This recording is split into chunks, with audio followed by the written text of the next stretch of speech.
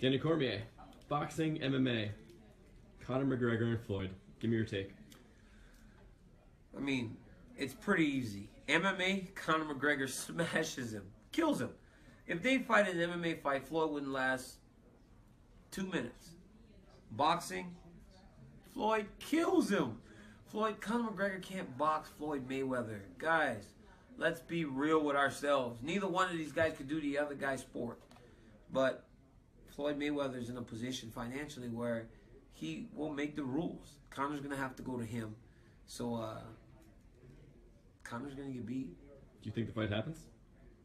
Looking more and more likely. I think a lot of it depends on what piece of the pie the UFC takes and how much, if Conor's number wants to go up because the UFC's taken a portion of it.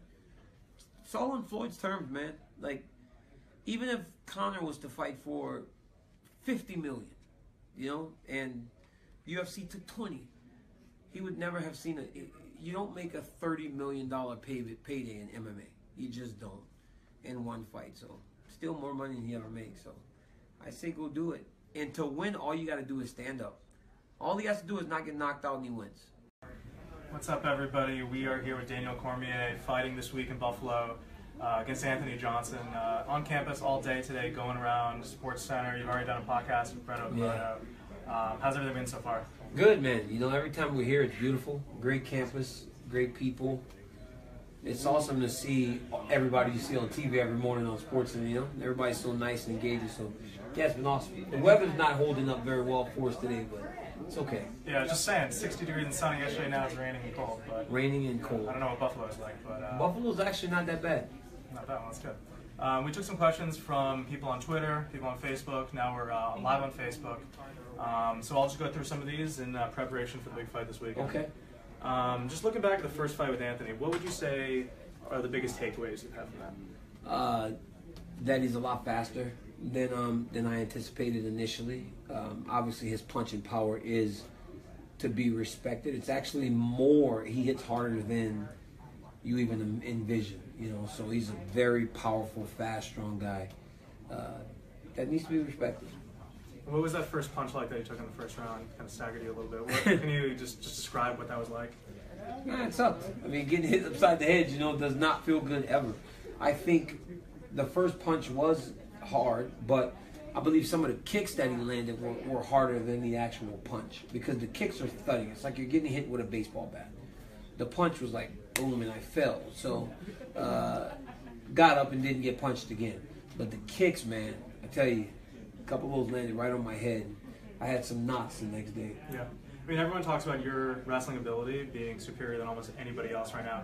Do you think he's maybe being a little underrated in that aspect? Or, I guess, what's your take on just his ground game? He can wrestle. I mean, everybody talks like this guy can't wrestle. You know, this guy's a junior college national champion, state champion wrestler, and then started to fight. So, he can wrestle. You know, it's just, if you're going to take him down, you have to find the right times to take him down. You can't just go in there thinking you're going to go and take Anthony Johnson down on a whim, you know. So, yeah, he is getting a little disrespected in that regard. He can wrestle, and he's good at it. Mm-hmm. You mentioned in the podcast with Brett Okamoto a little bit ago that the excuse that he didn't have the entire training camp to prepare for you really was also a disadvantage for you because you were preparing to go for a different guy. I guess can you maybe elaborate on that a little bit? No, it's just that, you know, I had that big fight with John Jones at UFC 182. And then I was fighting Ryan Bader from UFC 182, which was a massive pay-per-view everything, to UFC 1 Fight Night. I was on Fight Night. I was getting to go fight New Orleans, which was great, but I was going to fight on Fight Night against Ryan Bader.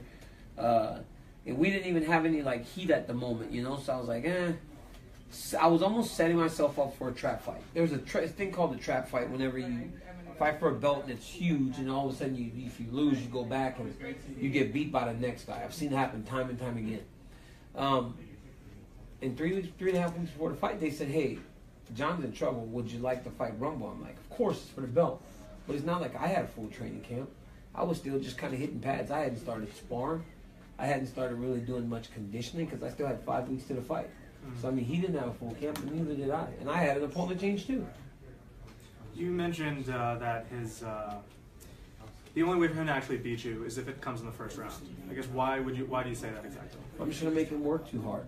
Like from the start of the fight to when it's done, he's gonna have to work too hard. I mean, I really don't like. I don't want to come off as disrespectful to him because I do respect him, but I just don't know if he can fight at the pace that I'm gonna make him fight for 25 minutes. I'm gonna make him work too hard. I don't believe he's comfortable working that hard for that long. So if he doesn't knock me out right away, he's gonna be in a lot of trouble. Right. UFC 209 took a little bit of a heat because there wasn't a ton of action in the main event between Woodley and Thompson. Do you feel any extra pressure trying to put on a show for fans based on what happened last time? I don't think you got to worry about that. Yeah. You know, Rumble's not going to sit and let me just pitter-patter with him and play sparring. You know? You don't have to worry about Anthony and I putting on a bad fight, man. We're going to get after it. 100%. This is a question I received from Jack. He says, do you think John Jones deserves an immediate title fight after the suspension is done? You know, I think John Jones deserves a title fight because of the things that he's done inside of the octagon. But there's a lot of things that he's done that we tend to kind of just sweep under the rug, you know. Even the last suspension, you know, it's like, man, we were going to fight 3 days later, and this guy tested positive for banned substances. You know, there's this misconception that he hired a arbitrator or whatever, and they went to USADA and they told USADA his story, and USADA handed down their suspension. What we are ignoring is that before he even went to arbitration, because of what he tested for, those things that mask, whatever else it is, they already said the max suspension he could get was a year. It wasn't a 2-year suspension because it wasn't like an actual. It was like a masking agent for performance enhancers. So they said the most you can get is a year, right? So when he went to arbitration, they were hoping to get a shorter sentence if the story worked, right? USADA called bullshit. USADA goes, no chance. We don't buy that you're a 27-year-old man having to use sex pills. We don't believe you. So we're giving you the max amount of time that we can. If they could have given him 2 years, they would have given him 2 years. If they could have given him 5 years, they would have given him 5 years. You know? So based on his stuff inside the octagon, yes. Let him fight for the title. But let's not ignore his indiscretions. He tried to cheat me last time. Let's just be straight. He was going to cheat me at UFC 200. Just a couple more quick ones. Justin is wondering, do you have any traditions the day following a fight, or what do you usually do like once the fight's over? Hang out. I usually stay in the town, do some stuff. Vegas, we just spend the day with my family. Go all have a big lunch and dinner. Hang out. Go watch some TV. Go watch a movie. This time we're all going to Niagara Falls on Sunday. So we usually stay in town. You know, me and my kids and my girl, and we go do some stuff. So, yeah. You're not rushing out. I don't rush home. Okay. You know, UFC 200 was so crazy that I did rush home. Because when I get back to my house, man, I stay at the back of a cul-de-sac, and I'm just Daniel and Marquita's dad. I left UFC 200 where people were just everywhere. Can we get a picture? And when I went back to my town in Gilroy, everybody's like, hey, Daniel. They're all like mowing their lawn and stuff. Yeah. They're just hanging out. And I love that. You know, I love just being a normal guy at the back of the cul-de-sac. All right. I guess we'll just close on this. What, just for people watching at home and getting ready to tune in this weekend, I guess, can you give us give us your thoughts on what they can expect? A great fight. You know, you can expect two guys that are going to go out there and really lay it on the line. We did the first time. Even though Anthony lost the first time, he did fight with all that he had. And it just wasn't enough. But just know that we are two guys that's going to lay it all on the line and really get after it. Sounds good. Appreciate it, and good luck this weekend. Thank you.